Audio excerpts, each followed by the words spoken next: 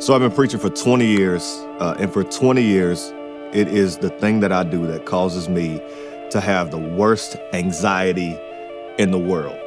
When I say the worst anxiety in the world, I'm not just talking about feelings of nervousness. I'm talking about physically sick. On Saturday of every single week that I have to preach, I wake up in the morning and the first thought on my mind is, I hope something happens today so I don't have to preach tomorrow.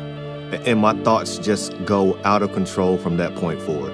At some point on Saturday when I'm preaching the next Sunday, my kids are going to ask me, Dad, you must be preaching tomorrow.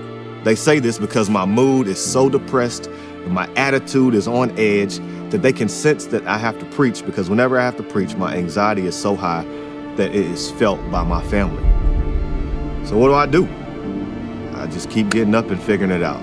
I mean, when I say that I have thoughts about things that could happen to me on Saturday so I don't have to preach on Sunday, I mean, it goes from, man, I hope there's a car accident that I get in, then I wouldn't have to preach. Oh, or maybe the rapture will come, then I really won't have to preach. Whatever it takes, my mind just races every single week.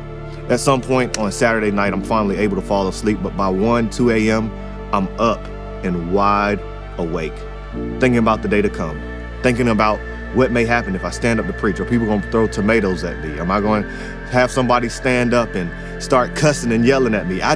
All of these thoughts flood me every single week for 20 years. And I've prayed about it and had people pray about it and asked people for their help and for their insight, done all sorts of things to try to handle the anxiety, but nothing seems to help. So I just deal with it. And that's what I have to do. I know I've been called to preach, but that doesn't make it any easier, and that doesn't make the anxiety go away. And some of you can identify with that. You deal with anxiety every single day of your life, and you've been praying for it to go away, and yet and still, it's right there knocking at your door.